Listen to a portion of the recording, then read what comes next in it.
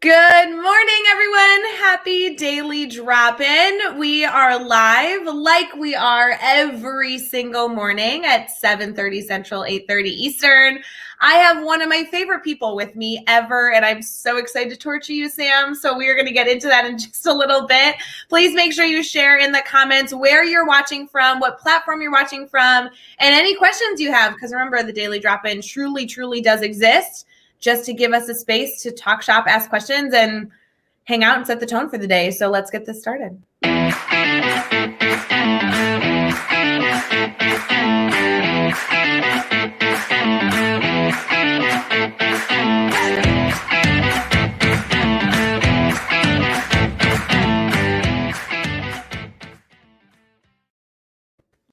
Samantha Monroe live with me on a daily drop-in. I don't know that I ever expected this to happen.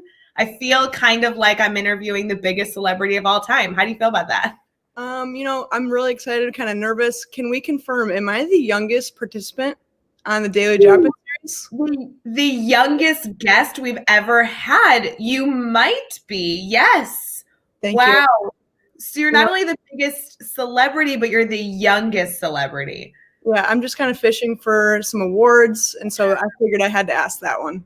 That makes sense. You know what? I have spent most of our relationship trying to give you awards for just how great I think you are. And you've constantly been like, not yet, Ray, I can do better. So are you finally just like accepting the fact that I think you're really cool? Is that happening officially? I think I could definitely take youngest guest on daily drop-in series for the Teach Better team. That works. Done. We're going to make it happen. For those of you who are just joining us, good morning. Welcome to the Daily Drop-In. Feel free to share your thoughts in the comments as we get our morning started.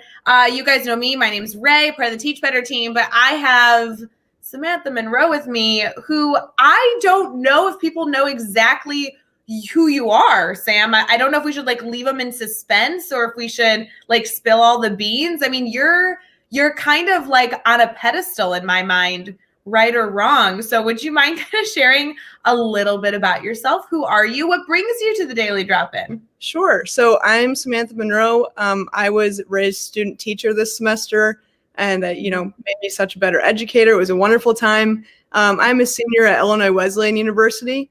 I play basketball there and studying elementary education. So I'll be graduating in May, and I'm here because, Ray's making me a better educator. You're here because Ray's torturing you on as daily of a basis as humanly possible. And we're just essentially like, I see this as like your interview for life. Like, I think you're going to get like 45 job offers after this live video. So I feel like I should just be asking you interview questions and, see how good of an educator you really are. You know what I mean? Yeah, I didn't prep for that one. So maybe let's wait for that later in the day. Girl, you've been prepping since the beginning of time to be a teacher. So you're ready. You'll be fine. No big deal. Whatever. Yeah, I still got to look at some interview questions. I think you're going to be great. Before we get into taking your questions, it's so good to see all of you. Thanks for commenting. Good morning. We always love like celebrating Daily Drop-In with all of you. Sam, I personally was excited for you to come on kind of for two reasons. One, because you just finished up your student teaching during a world pandemic where you were not physically allowed in the building during the entire semester. You and I, though, had worked together in the past, and thank goodness we had, because we literally never physically saw each other the entire semester you student taught, which is insane. So we should get into all of that. But then on the flip side, I literally spent every single day an hour with you all fall. And now that you've left me, I'm a little lonely in the classroom. So I actually am working to see if you'll come back and hang out with me. What are your thoughts on that? Most definitely will come back. Haven't really done much on break here, so I'm a little bored. Oh, see? Okay, so you're back at your family's house. You're kind of on this like winter break, extended winter break from school right now. So you're available to come teach my class a little bit longer, right? Yeah, it's kind of crazy to think. I've actually sat on my couch in the morning and been like, oh, I wonder if I just went in the Google Meet. Like, what would the students do? What would Ray think? I've thought about it. We would love to have you. I do like this comment from Alex. Good morning, the infamous student teacher making her debut. I like this. Sam, it was kind of like funny all semester. I bragged on you a lot because I can't imagine doing a student teaching experience where your first day is not only remote, but then you go the entire semester never having met your co-op in person, never having met any of your students in person. And I don't mean to butter you up because I know we're only 5 minutes into our live discussion, but you kind of killed it. So that's kind of, beating all odds in my opinion. So do you have any thoughts on the fact that you like made it to the end of the semester? Like, is there a little bit of a moment where you're like, nice job, Sam, good for me? Yeah, no, most definitely. I didn't really think about how we had already met in person the year prior, but if I reflect on that, it was such a big help understanding how your classroom worked and knowing how you worked as well. I think that definitely helped our relationship in managing my student teaching experience online. Because I know I was banned from the building, unfortunately, but most definitely understandable. So definitely not being able to be in there at first, it was difficult. I think I still go into my room since my desk was in my room, and I still can't sleep through the night. It's a very stressful place in there, but it was fun. Guys, see, she's like the best person ever. All right, Sam, let's set the tone. Let's set the scene. We have all these people watching. I've been talking about this incredible student teacher who, by the way, will be graduating in May. So if you have a job opening, Samantha Monroe. I'm just going to keep joking about that. However, the first time we met, I remember it vividly because it was the fall of last year. Is that correct? The fall of last year? Mm-hmm. Okay. And you walked in my room, this cool college girl. And the first thing she says is, hi, my name's Sam Monroe. I hate middle school. I want to teach elementary school. And I was like, welcome to 6th grade. Yes, that definitely was I think that actually was our first words exchanged. Mm-hmm. Yes. And so I was like, this is going to be a really good fit. She doesn't like older children. I teach in a middle school setting. This is already off to a great start. I think you said by the end of your time here, you will love middle school. And honestly, if I could write a review on your page, 100% guaranteed that was correct. Woo! See, I just want you to know that I made that up on the spot and I actually had no hope for that happening. So the fact that it came true is a win-win for me. But you did so much more when you came in that fall semester, which would have been 2019. You really were only supposed to observe. Like you were what were you been a junior at that point? Yeah. Yeah, and you were just supposed to come in and like watch the kiddos.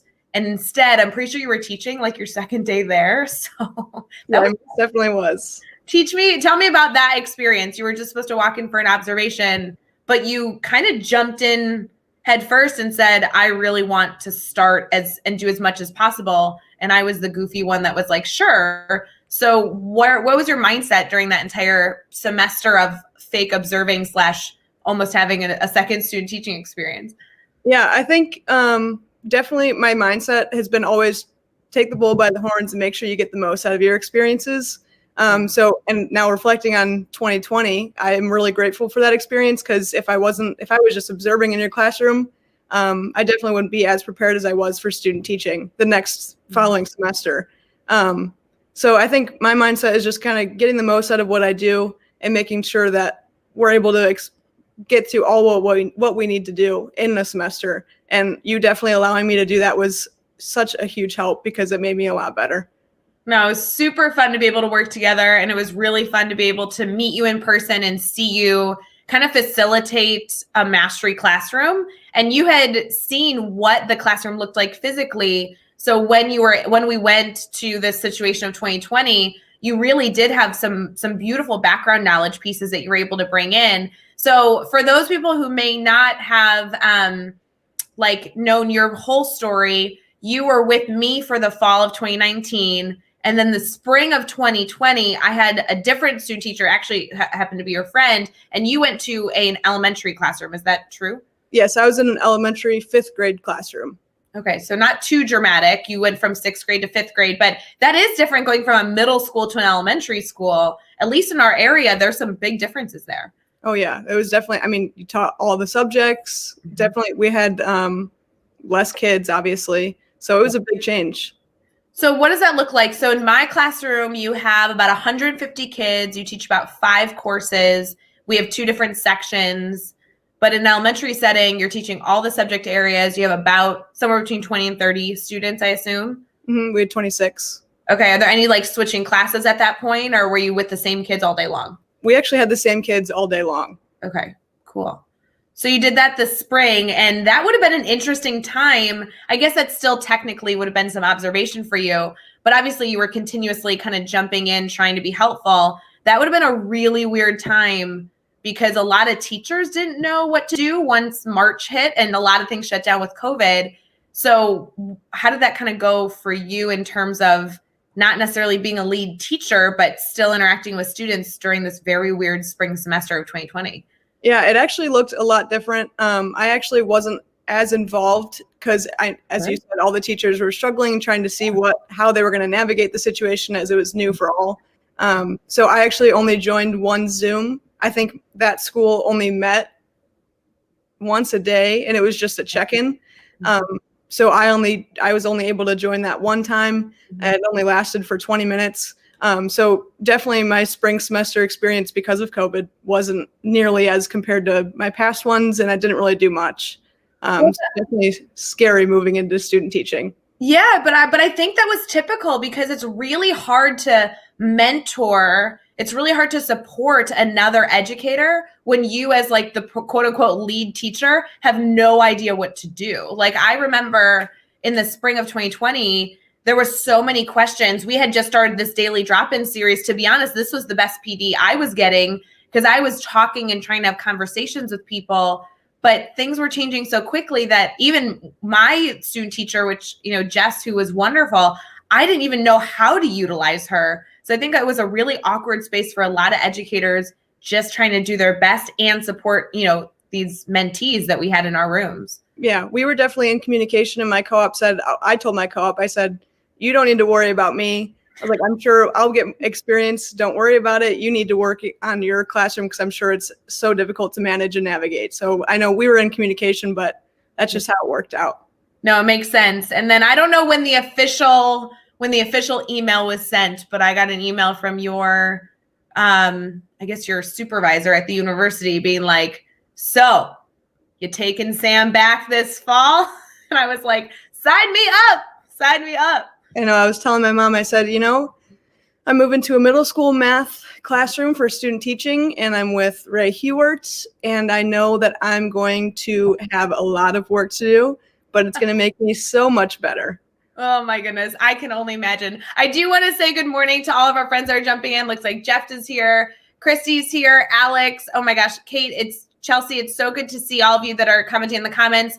Just so you know, Sam, Alex already posted his Apple track. This is where all the jobs are for his district. So you'll need to connect with him because that is always a good thing to stay connected. I've been telling you that from the beginning. Always connect with people. But we're just kind of getting into your student teaching experience fall of 2020, which is, I feel like when all these teachers tried to create a normal that doesn't really exist, and obviously support student teachers and mentees across the country who are just trying to learn how to be an educator in this very strange time. So I do want to give a shout out. If you're listening right now and you have a question about student teaching or being, in any sort of mentorship program right now, or, experience moving forward, I'd love for you to share your questions in the comments, as well as if you have a suggestion for a future educator. I mean, Sam, you're graduating in May and you'll be job hunting after that, or, you'll be job hunting very soon. Like, I don't know what kind of tips and tricks people might have for you, because job hunting in and of itself is hard, but obviously doing it during a world pandemic adds a little bit of a different flair. So you obviously aren't starting yet, but that will be coming within the next few months, don't you think? Yeah, most definitely when I go back to school here in January. So that'll be something very soon. That's crazy. We have to talk about the whole interview process. It's like its own world. But okay, so you enjoy your summer of 2020, or at least as much as we all could. And you have this First Day Institute where all the teachers from the district are coming together. We were meeting at Evans, and then we weren't able to meet because you weren't allowed in the building. Yes, I was banned. You were banned from Evans. Even though we love you so much, they weren't allowing like anybody to come into the building that wasn't certified staff. So you did everything virtually from that first day of Institute to your last day student teaching, November 20th.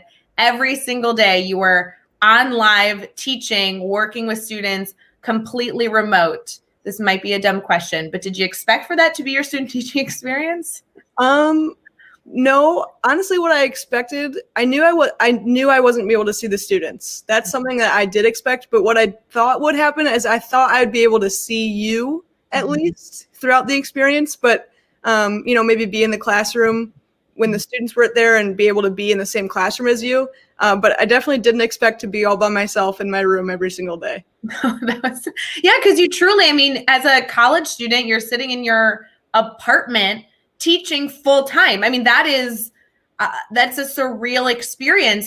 My student teaching was nothing like that. I was in the classroom, and I actually was working in 2 different classrooms with 4 different subjects. And, there's team meeting and collaboration. You're running around the building making copies. Like, a lot of those silly things you weren't able to do. And a lot of our time was spent trying to figure out technology, right? Essentially more than I had ever expected. Yeah, we had talked about making copies. I think there's a lot of those silly things, like you said, it's just I haven't been able to do, and I wasn't allowed to since I was behind that screen. Right. Definitely looking at it on the outside, I was talking to my friends during the school year, and I was like, I can't sleep through the night. Like I wake up at 2, 3 every hour, and they're like, well, Sam, you spend every day in that room. And so when I'd go to bed, I honestly would be thinking about the grid. Like, I would wake up in the middle of the night and think about the grid. And it's like, why can't I get the grid out of my head?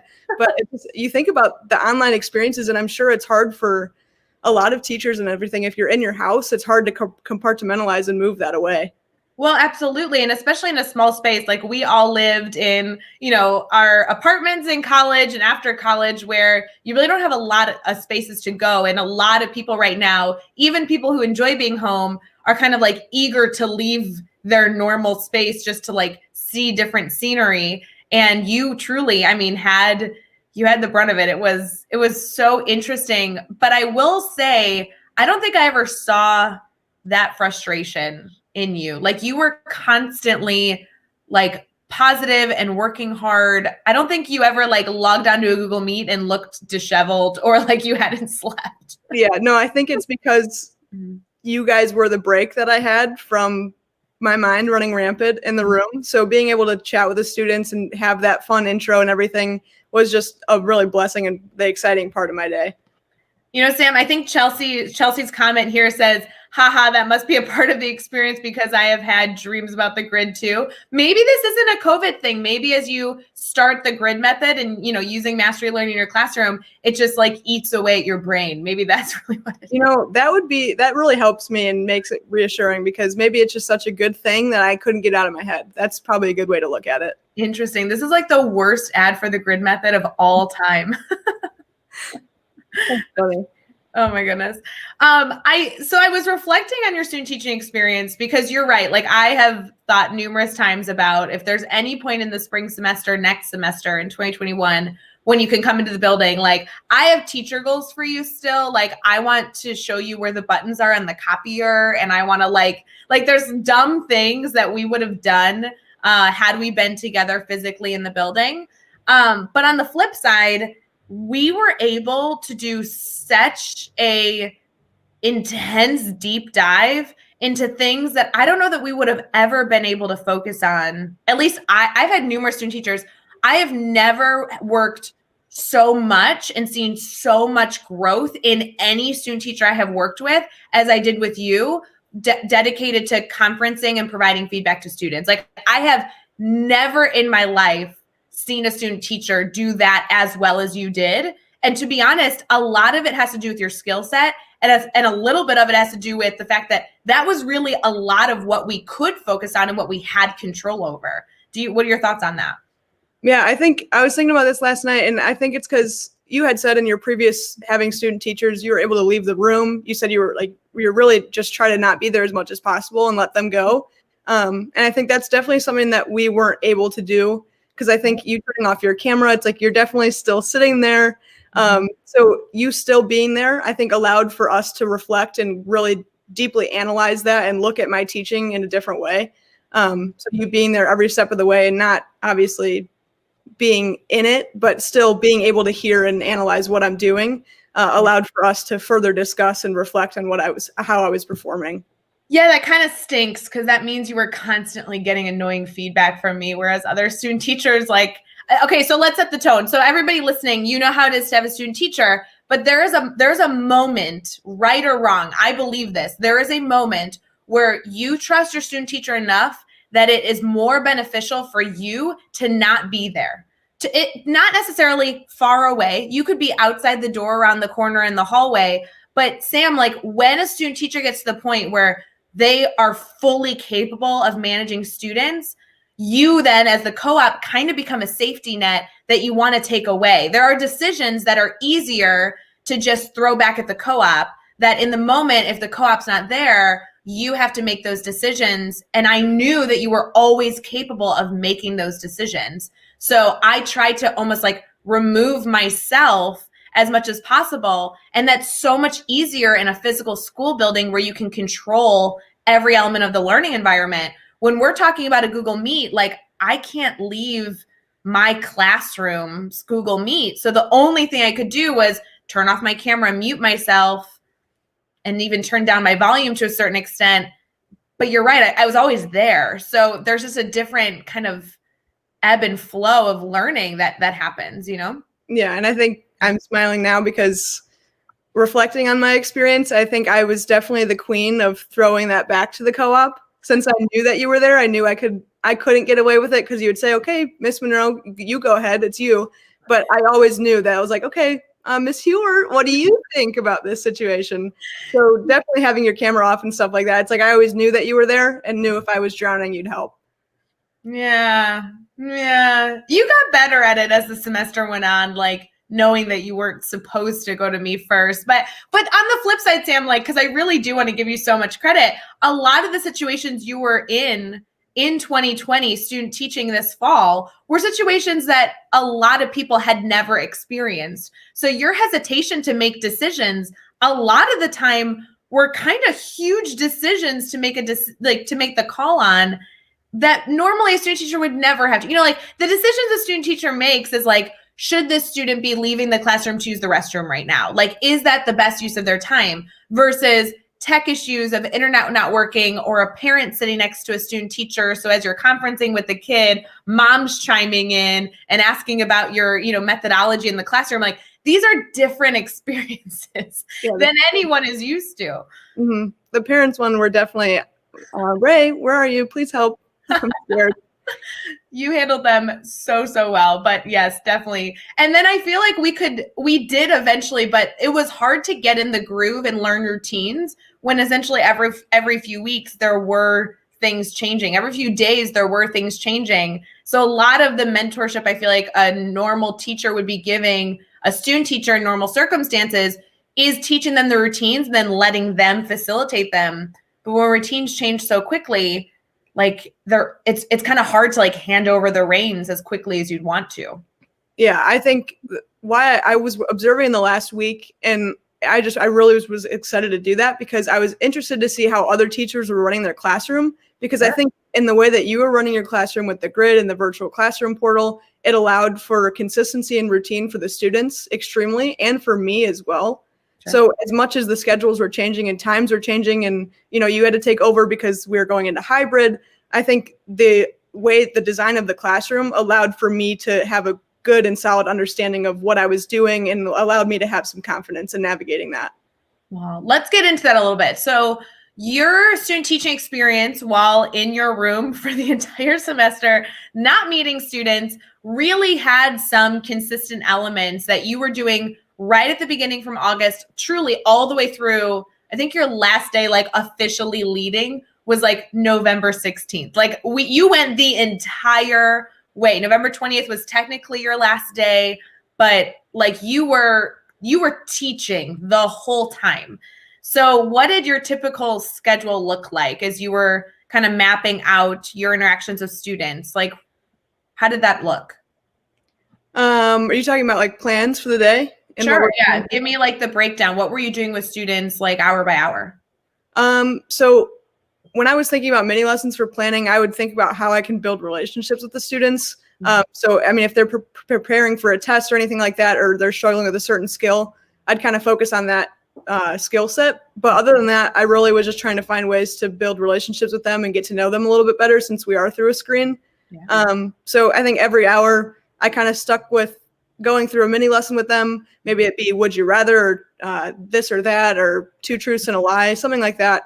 And then obviously I know you and I had reflected, and myself reflecting on what went well, what didn't go wrong, or what went wrong, and all that stuff. And so kind of just moving and adjusting that lesson as we went on throughout the day, but still getting to know the students or working on problems as much as we could. So then you'd have this mini lesson time, which was always like 10-ish minutes, like 6 to 10 minutes, depending on what you were doing. And all the times we were getting these like Google updates. So we started out feeling like we had to ad lib the whole thing ourselves. Then we dabbled with polls and raising your hand. And like Google just kept updating as the semester went, which was really cool to watch you see new features. And then the following class hour or the following day, you're like, let's try this. And so that was really cool to watch because we were all living that experience. But to see a future educator, a college student choosing to take those risks was pushing me to be better, to be completely honest. And then after that 6 to 10 minute mini lesson, what was the rest of that time? How did you choose to work with students? So depending on if we're not, we'd pull groups. So sometimes we'd pull groups of students that maybe we need to set a plan for the day. So kind of focusing on where they're at in the tracking page and what they're going to get done in that day. If we didn't pull groups, it would be conferences. So if students needed a conference on any part of the grid, they would stay. And then we would conference with them. And then after that, I think that would be the end of class. Yeah. So conferences. Yeah, they would end with like that 5-minute reflection, but you were talking with students the whole time. And that's what I think was the hardest part, or that's what I would have assumed was the hardest part. Your development in this area, I don't know how to express it effectively on camera, guys. You would literally need to come into Sam's class and see it. But just to clarify, you were pulling groups based on the tracking page, which means you were using live data to check in with students.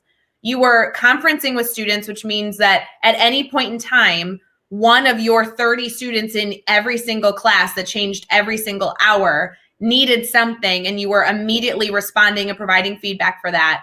And then in addition to all that, you were managing that, and you started using timers really quickly because you had students for, 35 minutes or 40 minutes that you were conferencing with, but some of those students needed 2 or 3 or 4 different things from you. And so you using those timers was fascinating to watch because a teacher's skill to gauge how much time something is going to take is hard enough. Then to communicate that to a student, have the student set a timer, follow those directions, and come back on the Google Meet. Like, I could talk about that for the next hour. That is impossible to do. And you started doing that from the moment you started teaching because that was the only way you could effectively support students' time in like a Google, Meet virtual setting. Yeah, I think the conferences definitely, it was the most difficult and challenging thing to get through. I think we had discussed, I think I let out a couple tears out of frustration just because it was so difficult at first. I mean, conferencing, I don't think I conferenced in your classroom the first time that I was in it in the fall of 2019. Probably not, no. And even though that looked different virtually than it did online or than it did in person. So definitely trying to navigate the students that needed a conference on A or B, or they needed a conference on the test. And those conferences, all look different. And there's definitely different levels of priority. So like I needed to get those students that had A first. So trying to figure out how to manage that situation and who goes first and what the conference looks like. It was very difficult, but I think we found I was setting 5-minute timers at first. That clearly wasn't enough time. So we had to go to 10-minute timers. And then I had my sheet ready for the conference questions. So I had a general idea of what I was asking them. Yeah. And just making sure that I had the tracking page open on my computer. So I was able to see both. And then we were able to use, I think I was using Page Marker on a Google Doc. So yes. I was typing, or I was using my finger on the trackpad, which, fun fact, gave me carpal tunnel in my wrist. But then luckily I had an iPad at home. And so I got the iPad shipped to my house and I was using, I don't have an Apple Pencil, or a stylus. I just used my finger. And that was a lot better because I was able to have all the students up on my screen. Yeah. And I could see the tracking page too. And then I was able to do the conferences on my iPad. So that was a really good adjustment. Oh my God, I forgot about the trackpad. That's so awesome. That was the thing, Sam. You were adapting so quickly. Like you'd hear about a Google add-on, you'd add it, you'd start incorporating it, and then it'd be like, whoa, how's that working for you? You're like, it's kind of a mess on this end, but I don't think it looks like a mess on your end, which is good. Yeah, now that I think about it, that was absolutely terrible. Like, I don't know how you let me continue to do it on the trackpad. That's never the thing. You were so good. Like, guys, here's the deal. If you like aren't sure what we're talking about, because I'm just laughing and not being a good facilitator. But like, so Sam wanted to do problems with the students, but she was like in her apartment. So the only way that you could like show a problem was either to like have a whiteboard or a white sheet of paper and like hold it up. Or what you started doing was sharing your screen and writing on your screen. But the only way you could write on your screen was like moving the trackpad by like drawing, because you had this like add-on that allowed you to draw on the screen. So it worked wonderfully for the kids, but I just can see you now over there in your apartment being like, A2 plus, like that's not easy. No, and every time I double clicked on the trackpad, the dictionary would come up. And so it would take me back to the home screen and the dictionary would come, and as I had to exit out of the dictionary, it was terrible. And changing colors was hard, but you guys know as a teacher, when you're doing things, it helps to kind of color code and show your steps. Holy moly. That was a lot. It was a lot. So with all that being said, I want to go back to logistics, even though I'm going to be thinking about that trackpad and that's going to make me laugh all day long. So you're working with students and they need all different things. And so you're prioritizing based on this live data, who needs what. And this live data is provided by the students. So students are advocating for their needs and you're immediately responding to them. And as students like were conferencing on things, you needed to know what questions you had to ask to collect the data you needed as the teacher to feel good having them move forward. And I want to know, like, that couldn't have been easy starting out, but did you see how your development and not only getting to know the students, but getting more familiar with the content and getting more familiar with questioning helped you kind of change your method in conferencing from the beginning of September kind of to the end of November, conferencing every single day with kids? Yes. Side note, these are the questions that I was like, oh, should I ask Ray what she's going to ask me before the daily drop-in? No, I'll be all right. But this is the question that I was a little bit nervous for. Why? What about this is hard? You literally adapted from, I have to ask this because if a student was taking a quiz, they would probably have these types of questions, to all the way to November. I would literally watch you conference with students. A student would come in and in your head, you'd be like, what do I actually need from them? What have I collected in the past? Where do I know they're going? What questions have I asked them already before they even entered? And then you'd ask them one question, you'd have the data you needed, and then they'd leave. And I'd be like, I mean, no, yeah, it did change a lot. I think at first my mindset was I have to follow the rules. You know, Ray's watching, everything's got to be done the exact way that it usually is, or the way that it should be done. By say, I don't know. And so from the beginning, I think I was just kind of checking off the boxes. Okay, I went through multiplication, subtraction, and division. They're good to go. I know they know it. That's it. But then I think as the semester went on, I was more so focused on, okay, they're confident, their voice, they're projecting, they're confident in what they're saying. They know the skill. I don't need to go through multiplication, addition, and subtraction, and division. They know what they're doing. They're good to go. And that's not easy to do because you're now talking about taking on students' cues, which, by the way, most of the time their cameras weren't on. So you're just doing that purely by the tone and inflection in their voice. And you need to know your content to say, here are the 4 things I need to quote unquote check on, but there's 2 key common mistakes. So I'm going to choose to only ask about those 2 common mistakes versus asking 5 or 6 questions. You know, you kind of like had that process of needing to narrow all that down. Yeah, definitely. And then I think focusing on the quizzes and the tests, I think that's definitely something that I struggled with, and focusing on, I can't help them, especially for the test conferences. So I would, you know, just out of the generosity and big heart that I have, I would say, oh, I want to help you. So I'm trying to get this line out of my face. And so I would want to give them the answer and kind of help them through the problem. But knowing that it is a test conference, that's something that I know you and I reflected on, and myself included. Right. It's something that they have to get through that because they're showing me their knowledge. And so that was something where I couldn't speak on. Well, but you kind of had to know, and again, these are all the moving pieces that you had to decide in an instant. And let me just preface, this was the most fascinating thing for me throughout the semester. Like, you were like my little guinea pig, Sam, where every time you spoke, I'm like, wow, I know exactly what mental process she just went through. And it was truly like incredible to watch. But you really had to know your goal for every single conference, because not only was every conference different in terms of questions that you needed to ask and topics that you were covering, but the type of conference you were doing in terms of, is this formative? Am I trying to provide the student like feedback so they can grow? Or is the mindset that this is a little more summative, where I'm not necessarily trying to ask them questions to teach them, but truly ask them questions to pinpoint where their gaps are so I can give them some sort of grade? Because it didn't mean that by assigning a grade, you wouldn't be giving them feedback. We don't need to necessarily get into some deep discussion about how everything's formative. I know we agree with that, but there were points where we just needed to get an understanding of where they were rather than direct them to the right answer. And that's hard to decide. That's hard to manage. That's hard to track. And you did it all semester long. Yeah, I think it was definitely because grading, that's something that I didn't really, it wasn't processing in my brain. I was like, okay, it's okay if they don't get a 3. Right. And I was just, I want you to get to the right answer because I want to give you a 3 or I want to give you a 4, but it's like not every student gets a 3. And I think that's something that my mind needed to comprehend, because that was my mindset when going through those test conferences and trying to get them to get to the right answer. Well, and again, it's not that not every student can get a 3, but it's really just trying to identify, are there gaps that exist? But if I lead them to the right answer, can I rationalize that maybe those gaps don't exist?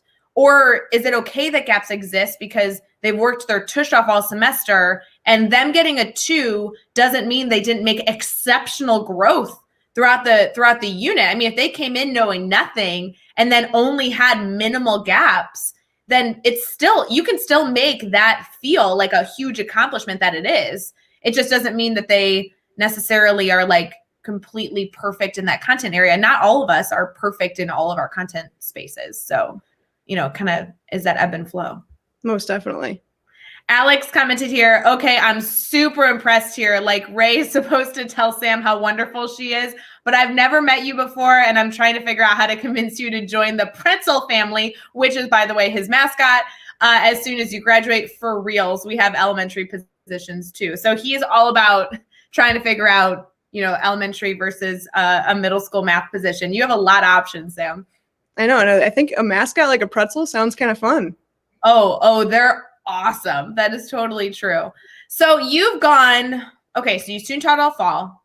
You truly just had conversations with students all day, every day. You had your tracking stuff that you had on your end. Like, I've been showing this a bunch on our daily drop-ins. Like, I have like a paper with all the students' names that I'm like, check, I talked to you, or, all these different checkpoints.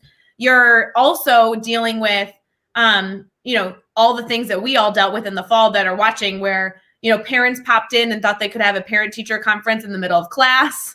You had numerous students that like logged off and then you couldn't, get in contact with after. I mean, these are all just normal 2020 fall adjustments that we made. But then in addition to all that, you planned an entire unit on your own. You lesson planned daily for mini lessons and, communicating with students on expectations. If you had to pinpoint the hardest part and the easiest part, what would that have been? Like, you just went through a fall of terror and you came out on top being incredible.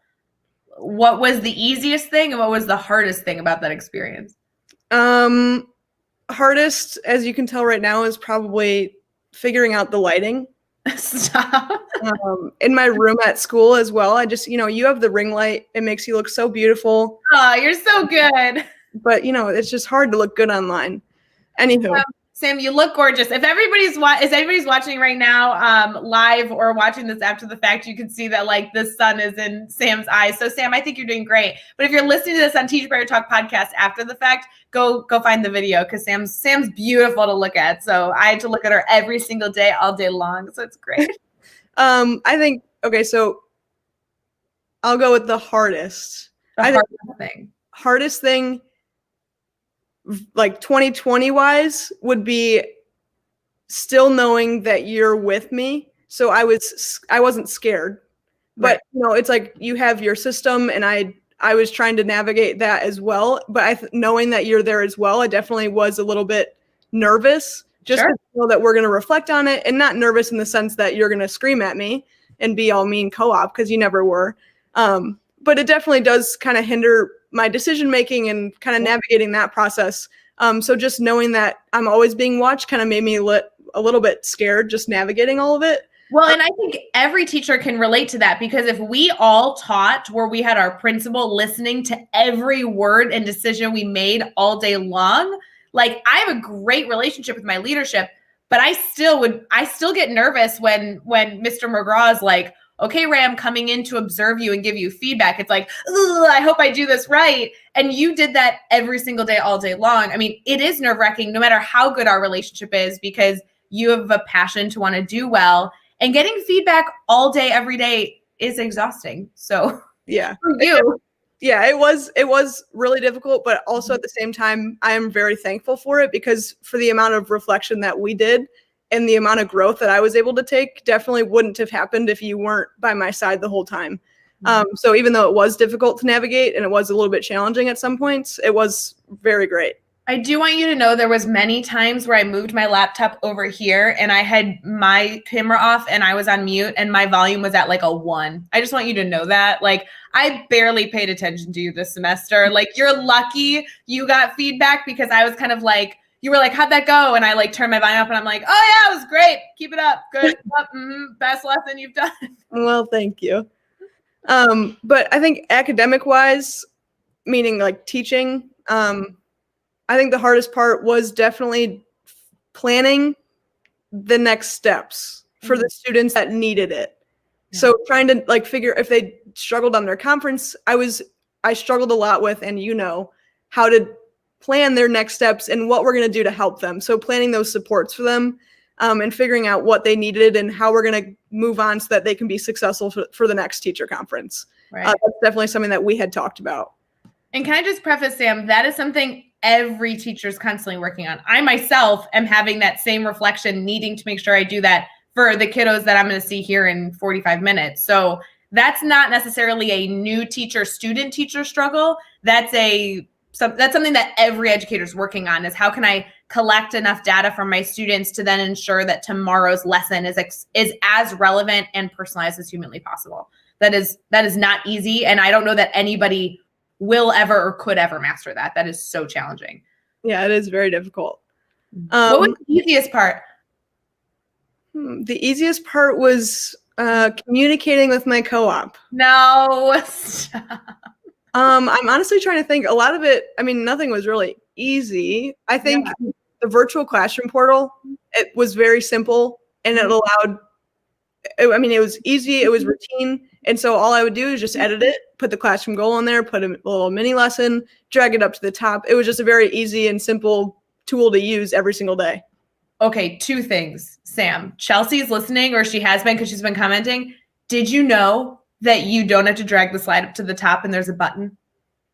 I did not know that. I did not know that either. Somebody told me on Instagram last week, because I posted that I was pulling the slide to the top and they were like, there's a button for that. And I'm like, man, we went all semester dragging the slide to the top. Well, that's upsetting, but honestly, it is kind of rewarding when you finish it, you delete the white box that covers it, and you drag it all the way to the top. It's true. It was routine. But so I like that your connection to easy is setting up routine. I think that is such an incredible reflection, because while I've been saying that, like really hearing someone else say that, I think hits differently, because you're right. I don't think there's any part of teaching that's easy. Like, it was easy that we had a relationship. Like, yes, I love working with you. I think you are you're like the best educator I know. You have so much drive and grit, and it was inspiring to work with you all semester. So that was easy.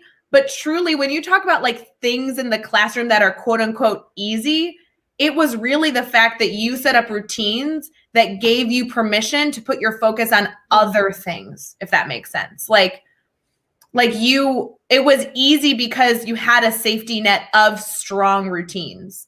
And I think that if every educator kind of took that and for what it's worth and tried their best to put that in place, then we would be able to put more focus, more emphasis on the hard stuff, because the routines would help us with the things that can, in any capacity, be kind of easy. Yeah, and definitely in a virtual setting, like I'm probably biased, but the way that you were running a classroom with those routines of the virtual classroom portal, of the tracking page, of the grid, it's like everything that you did to create that routine and that consistency. I can't imagine a different classroom working in a virtual setting, because we made it so consistent for those. You made it so consistent for the students, and doing that every day. You made it consistent. I barely taught this semester. I want our entire network to know they watch me on camera like every day. Ray did not teach. Sam taught all semester. Legit. It was insane. Yeah. But I mean, transitioning to hybrid and transitioning back from hybrid, it's like we knew what we were going to do because of the consistency and routine that we put in. Yeah. Danielle has some thoughts for you here. She says that she's loving this daily drop-in, which does not surprise me at all. And she says, you look great.